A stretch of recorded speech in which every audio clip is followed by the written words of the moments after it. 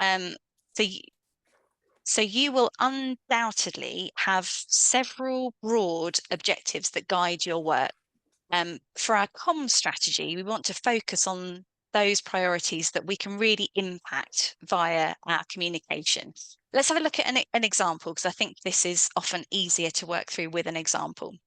So West Hampstead Women's Centre, they actually have 8 strategic priorities, but in the interests of you being able to actually read what's on the screen, I've just selected 4 of them. So we've got providing a safe and supportive space, improving quality of life, relieving poverty, and offering a place for women to come together. So several, I think, of even just these 4, but actually several of the 8 can be supported by comms work.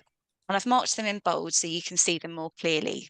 So the strategic priority number 2 of promoting recreation and leisure activities, that's definitely something that we can at least partly accomplish through communication, because we'll have channels where we can promote those activities and encourage people to get involved. The same goes for the information part of priority 3. So relieving poverty by providing information about health, welfare, housing, and other social benefits. I'm sure looking at that, we can all think of a few ways that we could do that through our comms channels if this was one of our objectives. So again, it's back over to you for a couple of minutes to think about which of your organisation's priorities do you think you could have an impact on with communication. Make some notes here again. This is just something to build on. This is something you can talk to colleagues more about when you get back to the office after today. But you'll undoubtedly have some priorities like West Hampstead Women's Centre. So just maybe note down a couple that you think you could really have an impact on with your comms. And again, any questions as we go, do pop them in the chat box. I am keeping an eye on that. So just a couple of minutes to think about strategic priorities that comms can help you to deliver.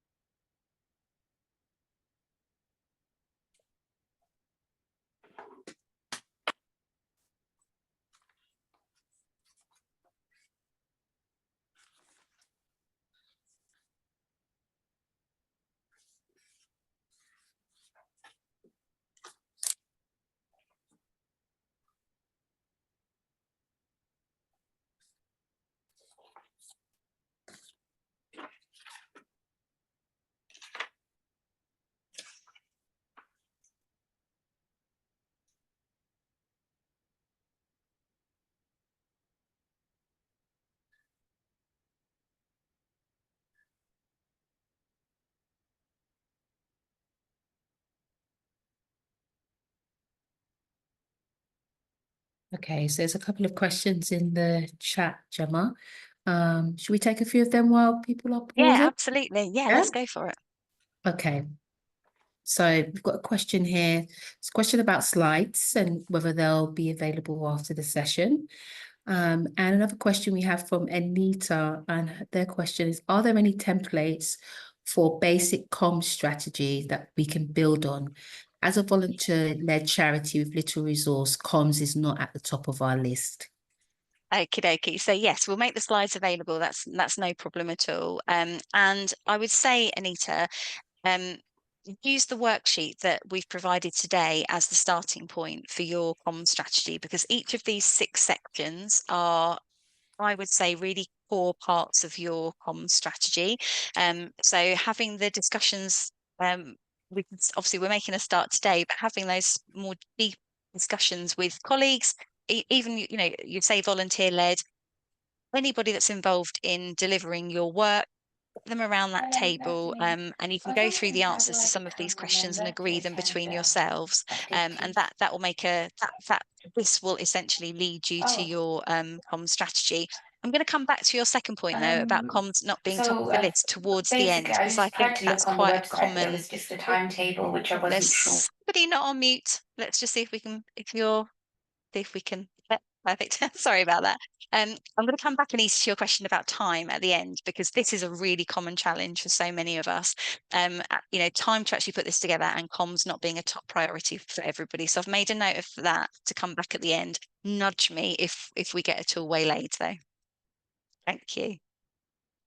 Okay, so a quick question about, yeah, is it being recorded? Just to say it is, but the first 8 or 9 minutes or so might be missing. There was a little bit of a recording glitch at the start.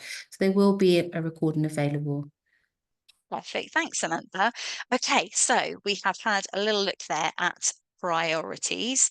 Let me just close this and move on to goals. So goals, I think, sometimes worry people. How do we set them? What happens if we don't meet them? Are common concerns that I hear from the organisations that I meet with. So instead of thinking about goals as big, scary numbers, let's think of them instead as milestones. And I appreciate we are returning to our map and journey analogy there. But without milestones, we don't know how far we've travelled. And our goals give us that guidance, and I think something to strive for. With goals, we do get into a little bit more detail, but remember, this is a strategy, so we're sticking to that big picture. We don't want to, at this stage, get into the what, the when, the how, and the who is going to make each of these things happen. So let's have a look at another example. I think it's probably relevant to most of us. I would be really surprised if we didn't all have some kind of priority around ensuring more people know about the work that we do. So let's say one of our priorities is to raise awareness of our services. Therefore, our goals, for example, for this year might be delivering a certain number of talks at community events. It might be that we want to increase requests for our promotional materials by a certain percentage. It might be in trying to raise awareness of our services, we want to grow positive engagement and interaction on our social media posts. These are just examples. They might not be completely relevant to you, but what I want to point out is that each of these goals is a SMART goal. SMART is an acronym. You might be really familiar with it, but if you're not, and I think it's always worth a reminder anyway, SMART stands for specific, measurable, achievable, relevant, and time bound. So when we're setting goals for ourselves, they need to be clearly defined. That's what we mean by specific.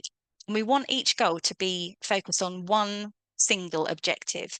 So we're not going to say deliver 8 talks at community events and that are attended by 200 people and result in 8 follow-ups. That's sort of too many goals in one. So we just need to be really specific with each goal that we're setting. When goals are broad or vague, they are really easy to miss because they're difficult to understand.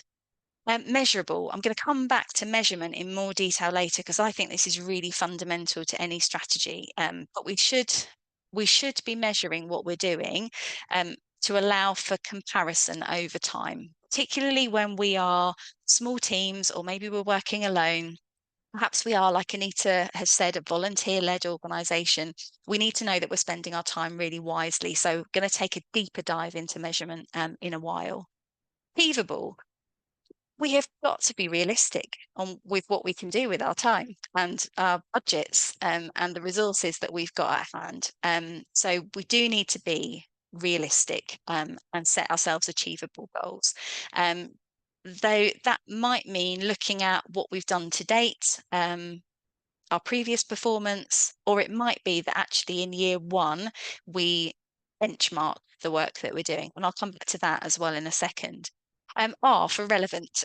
We can't do comms for comms sake. We can't communicate with people because it's nice to do. As I've already said, any of our achievements need to be directly related to our organisational successes. And lastly, time bound. We've said here goals for this year. let's have a specific deadline for what we're doing, or a period of time within which we hope to achieve it. Now, if you're looking at this and thinking, oh, I haven't got a clue, ideally your numbers won't be based on guesswork. But if this is the first time you've done this, or you're an old hand at putting a strategy together, but you're launching something new, let's say you're going to start writing a monthly newsletter, for example, measure your progress as you go. How many people are opening it? How many people are clicking through to your website? Use your numbers from this first year of your strategy as your baseline. I think that's so much more powerful and helpful than just plucking numbers out of thin air. So don't feel pressured to do that. Use year one as your baseline, and then you can update your future goals based on evidence, based on some firm numbers rather than, as we say, just guesswork. And setting goals isn't about predicting the future. None of us have got a crystal ball. Some of this is going to be based on what we feel is probably right for us as an organisation. And then obviously we can tighten it up in the years to follow. So back to you again, another couple of minutes to think about some communication goals that could work for you. And remember, starting point, no one is going to hold you to whatever you write down this afternoon. This is all about getting you thinking. But what sort of communication goals do you think you could set yourself? And remember, we're talking about big picture stuff. So the 8 talks at community events, we're not talking about the specific events or what we're going to talk about. We just know we need to be out there in person more. So a couple of minutes to think about communication goals that could work for you. And any questions, pop them in the chat box. Thank you.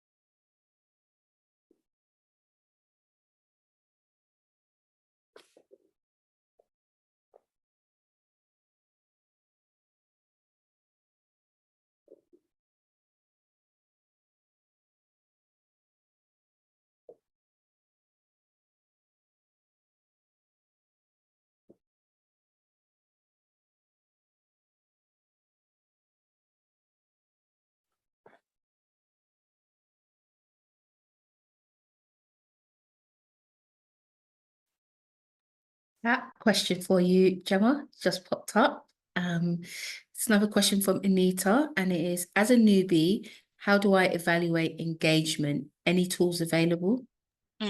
Depends really on the sort of engagement that you're talking about. So if you're looking at social media engagement, as a for instance, things like Facebook, LinkedIn, X, if you're still using that, I think some of us are clinging on there, all have their own insights available. So you can have a look at the engagement rate of your social media posts on each of those platforms. Other engagement really depends on the type of activity. So if you're putting a newsletter out, for example, depending on the platform that you're using for that, there should be some insights built in. So things like MailChimp, I know a lot of us in the charity sector use MailChimp. Other types of engagement that you can be measuring, it can even be things like how many people are calling or emailing you each week asking for information. I say you as the organisation, Anita, rather than you specifically. So yeah, the type of engagement that you can measure is going to depend on the type of activity, but where you're using software to do your comms, any type of comms work, newsletter, website, social media, all of those will have some evaluation tools built into them. And engagement really is how people are reacting, responding to what we're putting out there. So, you know, a like on a social media post is engagement, a comment under a blog post is engagement. So that's why we want to be keeping an eye on the sorts of reactions and responses that we're getting from people. But I will come back to that as well a little bit later on, Anita, when we get to the measurement section. So stick with us.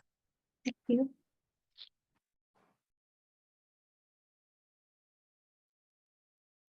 Okay, that's a couple of minutes then to have a look at your communication goals. Thank you for doing that. Let's move on to audiences.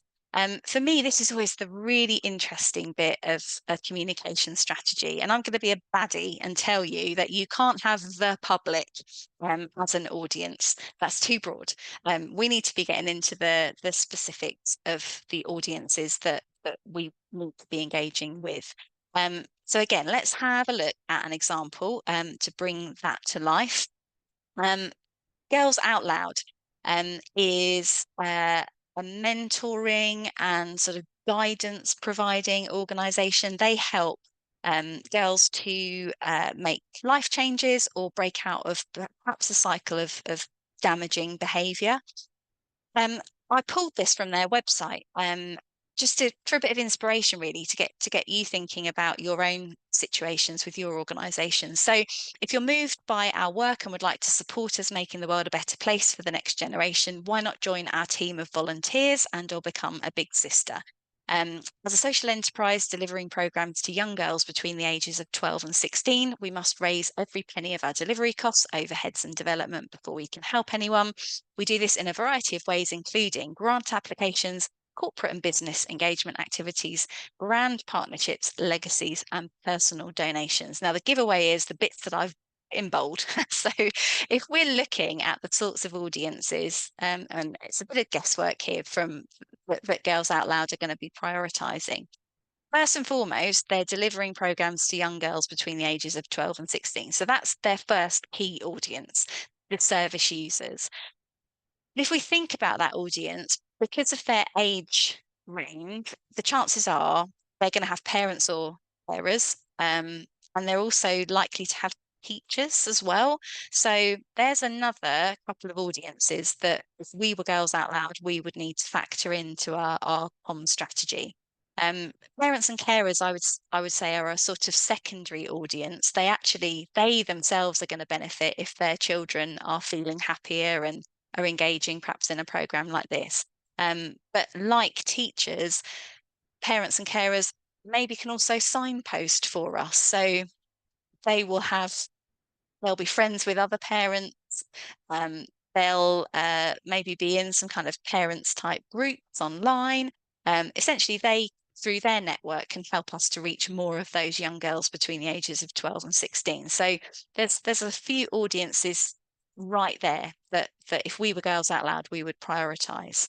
They've mentioned in that first line about volunteers and their big sisters, which I guess is a kind of a category of their volunteers. So there's another audience there, their current volunteers. But what about their potential volunteers as well? There are probably other people in their community that might want to get involved in Girls Out Loud if they knew more about it. So there's another couple of audiences there. And then if we look at that third line, they're talking there about grant applications. So there are going to be some funders that they potentially already have a relationship with. There are going to be funders that whose radar they would like to be on for future support. It's another couple of audiences. And then corporate and business brand partnerships. So those corporates, those corporate and business organizations, again, current and potential.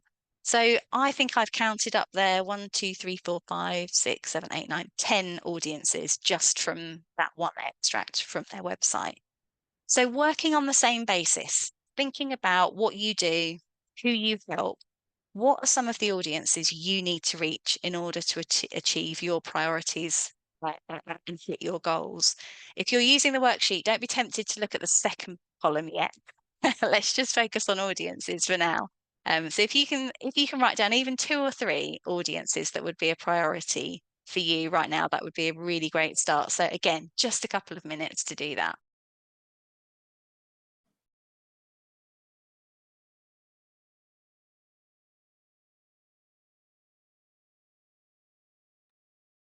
Question?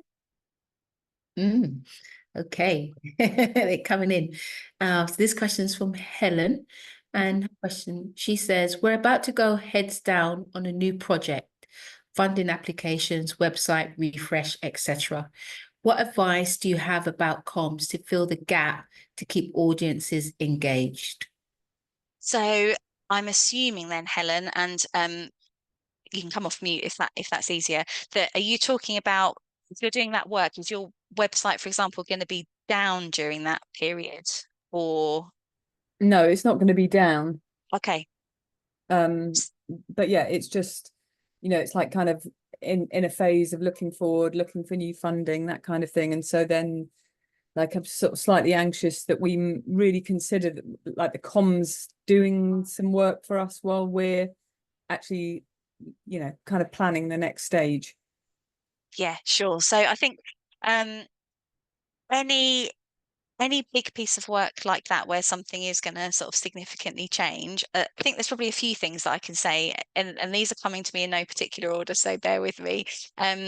Is keeping in touch with your existing audiences to make sure they understand kind of what's happening.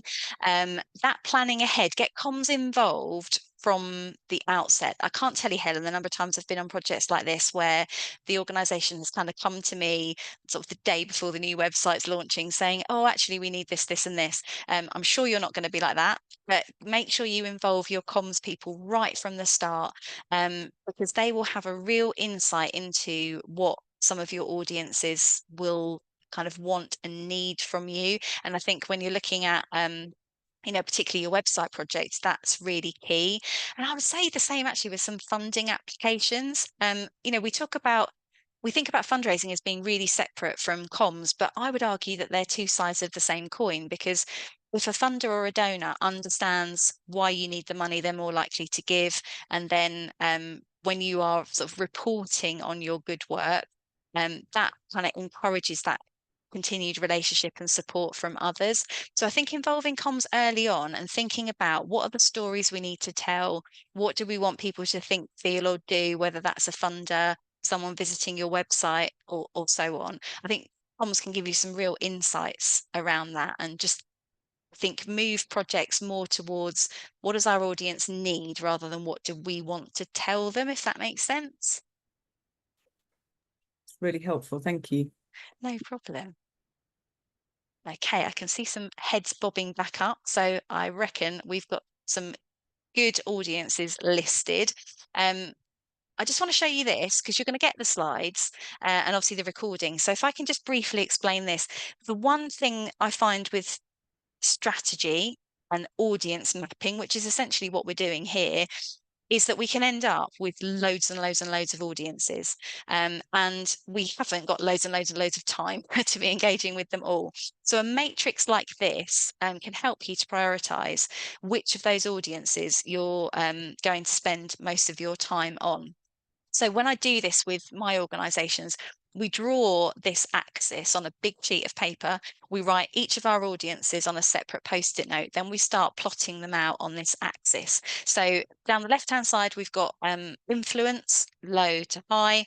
Across the bottom, we've got connection, low to high. And what we're essentially doing with this is plotting our audiences according to how well connected are we to them or they to us, and how influential might they be in terms of our comms. So let's think about one of your really regular funders. We've got a high connection with them because they're already funding our work. They are really influential. They could really help us and do really help us. So they would go in that top right-hand corner. We'd want to maximize that relationship. We'd want to remain in contact with them.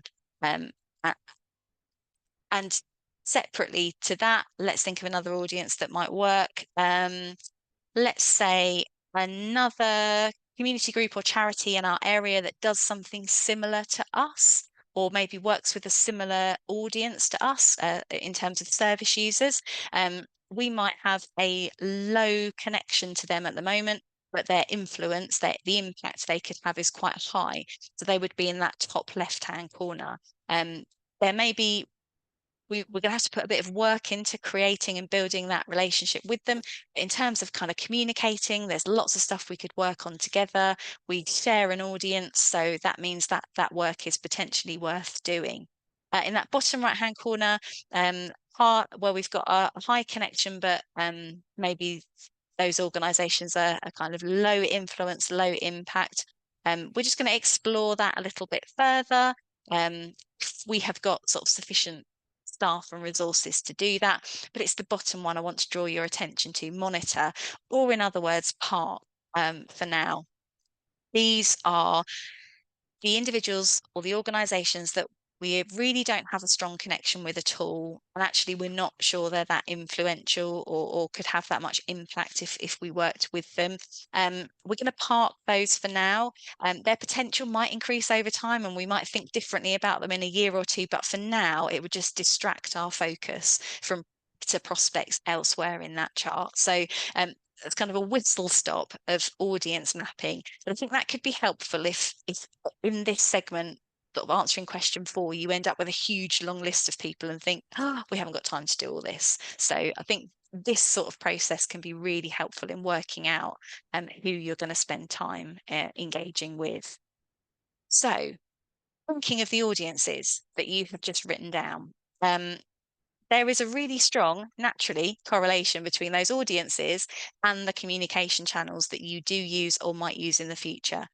We know who we ideally need to reach, so let's give some thought on how we're going to reach them. Thinking back to our examples from earlier, Girls Out Loud. I'm exaggerating the point to make it, but they are not going to reach their 12 to 16-year-old audience on LinkedIn, for example, but who they will be able to reach potentially there are some of those corporates, some of those businesses that they want to support their work. The West Hampstead Women's Centre, again, as a for instance, they might not have the resources to attract media coverage, and actually they might question whether their target audience is likely to even see it. So they might instead prioritise attending community events to speak directly to local women.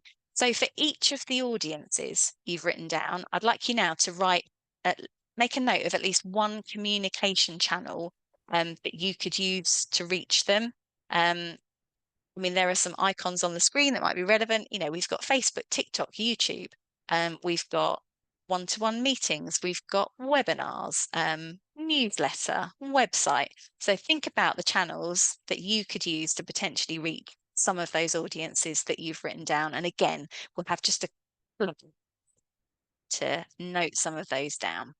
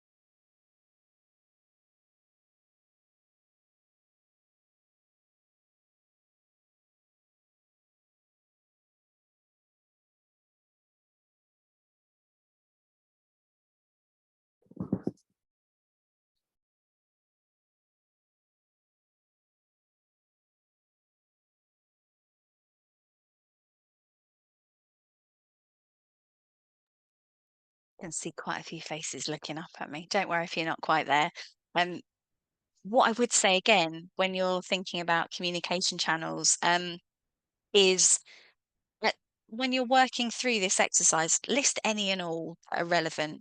But then when you get to finalizing your strategy, again, I'd really encourage you to think about resources and how much time you've got to put to the work that you're going to be doing. Go back to Anita's point earlier, you know, when you're maybe a volunteer-led organisation or you're quite small, you have to pick and choose according to your means, and that is absolutely fine. I encourage the organisations I work with to be brilliant on just one social media channel rather than, you know, not great across several. And not great is no comment on their skills or their content. It's just time. If you're rushing, you're not going to get your best work done. If you're spreading yourself too thinly, the same applies. So I think about think about cutting your cloth according to your means when it comes to the sorts of channels that you're going to be using to talk to your audiences. So moving on to section 6 of our strategy, what does success look like? I said we would come back to measurement when we started this afternoon. It's really important that we know what success looks like for us, and it is going to be different for each of us. We considered our goals earlier. We were talking about them being specific, measurable, achievable, etc. Measurement is really important. Otherwise, how are we going to know that we've achieved what we set out to achieve? And of course, our outcomes are the all-important end result when it comes to comms. To be honest, when it comes to anything that we do, the outcomes are the most important thing. I also like to measure some of the outtakes and output, because these are the steps that get us to our outcomes. So I'd encourage you to consider doing the same and having a bit of a mix. So what do I mean by each of those things? Outputs are what we're putting out to our audiences.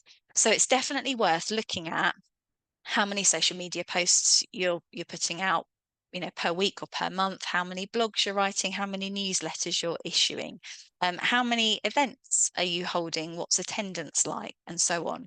This is important because you could be getting amazing results from something simply because you are out there doing it often, being really consistent. We need to know that, because that's going to be part of our decision making for which activities we continue long term and which we might fall back on. Outtakes, what your audience took from your communication and how they responded to it. So this is where we're looking at things like measuring how many people are coming to our website, what are they looking at while they're on the site, how much time are they spending on there. It could also be how many people subscribe to your newsletter. Is that growing over time, or is it dropping off? Positive comments on your social media posts, requests for information that are coming in either to a member of staff or via your website. And all of that combines to create those outcomes, because ultimately we're looking at what effect our communication is having on our audience. What do we want them to think, feel, or do? So for some of us, that's going to be a change in someone's behavior. They used to do this and now they do this. Or it's going to be kind of attitude change. That might be really relevant to you if you're a kind of campaigning organization. It might simply be that you are essentially trying to encourage people to refer more service users to your organization, or perhaps your comms is really around driving donations. I've linked to, so when you get the slides, click through and have a look at the AMET framework. This is a really great tool that leads you through putting a comms strategy together. So Anita, answering your question about templates, that's another good place to have a look at what you should be including in your answers to each of these segments that I've highlighted today. So by way of a reminder, we spoke earlier about having that strategic priority of raising awareness of our services. We set ourselves these 3 goals: delivering talks at community events, increasing requests for promotional materials, and increasing positive engagement on our social posts. So thinking about the sorts of things that we can measure there, under the first one, we could look at measuring attendance and the number of follow-ups we get from those events. For the second one, promotional materials, how many permanent sites do we have, for example, to display posters? Or how many communication partners do we have, maybe other organisations that are happy to feature us in their newsletter or on their notice boards? And then engagement on our social media posts. If we're tracking things like likes, shares and comments, we can obviously see how that changes over time. So again, over to you. Thinking about either the comms that you are already doing or that you would like to do, what sort of things do you think you could measure? At this stage, you might not know whether it's even possible, but write it down anyway, because then you can work out if it's doable later. But what sort of activity could you measure at this stage? Let's have a couple of minutes to think about that.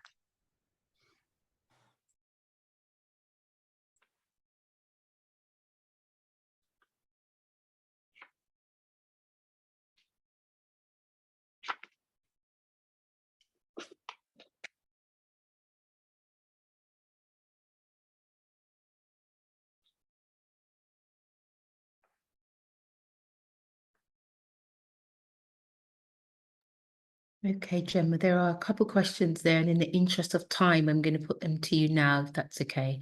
I was going to put them at the end.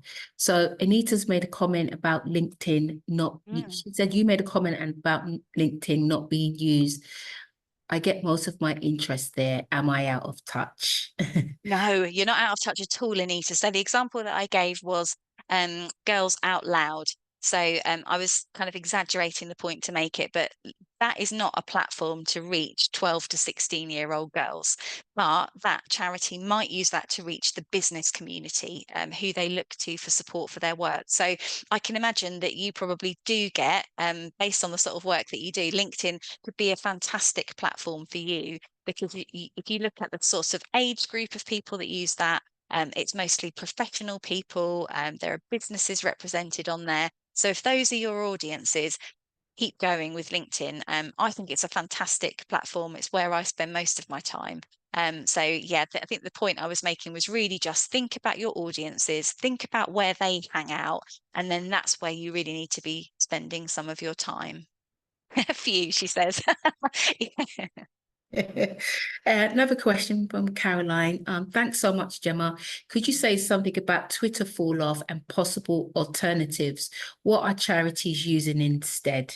Yeah, I'm really gutted with how Twitter has gone, unfortunately. And I appreciate, we're talking tactically here about Twitter, but that there is a strategic point behind this, which is I still use Twitter and I still encourage my organisations to, because there are still a lot of journalists on there, and there are still, well, at the moment there aren't any MPs anywhere, but you get my point. After the general election, MPs will be back on Twitter in significant numbers, I'm sure. So if they are key audiences for you, then I think it's still a good place to have a presence if you can stand the awfulness. And I think that is a really individual decision. I'm seeing some organisations go over to the likes of Blue Sky, not in great numbers. I am directing most of my organisations to LinkedIn. Genuinely, I think there are some really interesting conversations happening on there. If it's right for your audience, I would be giving LinkedIn a go. Yeah, I think Twitter for very specific, it's great for real time when there's breaking news, etc. But I think LinkedIn for genuine relationship building. Okay, thanks everybody for having a look at those measurements. That's not always the easiest question to answer, but hopefully that has given you something to think about. In fact, we have covered your purpose, strategic objectives, goals, audiences, channels, and measures of success. So these are the first 6 steps towards strategy success. So what next? I've said it several times over the last sort of 60 minutes. Use today as a prompt for discussions with colleagues.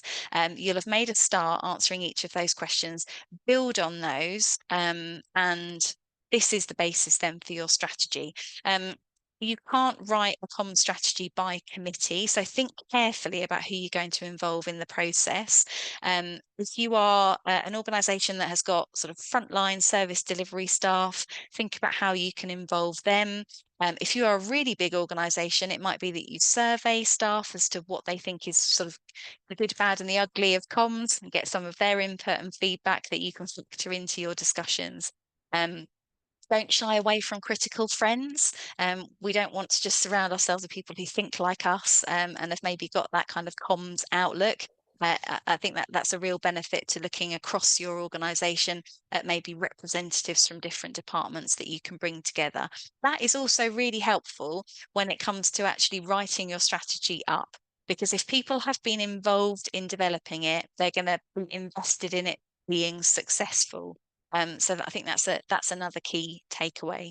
Remember, it's a roadmap. The big picture. Don't get too distracted when you're having those conversations about your strategy by the tactics, by, what should we be putting in our newsletters? What should we be sharing on our website? Keep it to that top level. What is it we're here to do? What do we want people to think, feel, and do? And why is that important to us? When you've written that strategy up, share at least a summary of it with all staff. Again, if they've been involved, they'll hopefully take to it and help to make it a reality. I think this is part of taking what I call a whole organisation approach to communication. It shouldn't just rest on one person. We can all feed into this. And then after this, only after you've done all of this work, then think about your delivery plan. Think about what is it you're actually going to do, the who, the what, the why, and the when. You know, month by month, what's the focus of your newsletter going to be? Which events are you going to attend? What presentations do you need to put together? What topics are you going to cover on social media? Get that strategy written first, set the direction first, and then think about your delivery plan. So I appreciate we have crammed a lot into the last 55 minutes. We've got just a couple of minutes for questions. So if there's anything that we haven't covered in that chat box, Samantha, or if anybody has got any other questions, now is your moment. Thank you so much, Gemma. There are a couple of questions. We're really short on time now. Yeah. So I don't think we'll get to all of the questions, I'm afraid. But I'll go with the two that dropped in just before you finished up, and we've really got 1 minute to answer them. Quick fire. We'll do quick fire. So do you have any tips to make the most engaging social media content with limited time and budget? Think about what your audience need. Don't be put off. Experiment. Try several different topics and tactics. See what works. Do more of that. Great. A little off topic. This is from Joe. But do you have or can you recommend a good template for style guide, brand guidelines that you can share to help create consistency in visual posts? Oh, have a look at Charity Com's website. They have a whole stream of work around branding, and I know they've got some great tools there. If you're looking at style guide for writing, you can't go too far wrong with the BBC's style guide. It's the one that I follow. Really recommend it. Brilliant. Thanks so much for your time, Gemma. Thanks for joining us, everyone. We're about to move into our closing plenary in 2 seconds. If you can join us there, that would be amazing. We really hope you had a good day, had a good experience. We hope to give you an opportunity to connect and share and learn together. So we hope you got that throughout the day. Thanks again, Gemma. And hopefully I'll see some of you in the plenary. Bye-bye Thanks, now. everyone. Bye. Thanks, Gemma. Bye. Bye. Bye.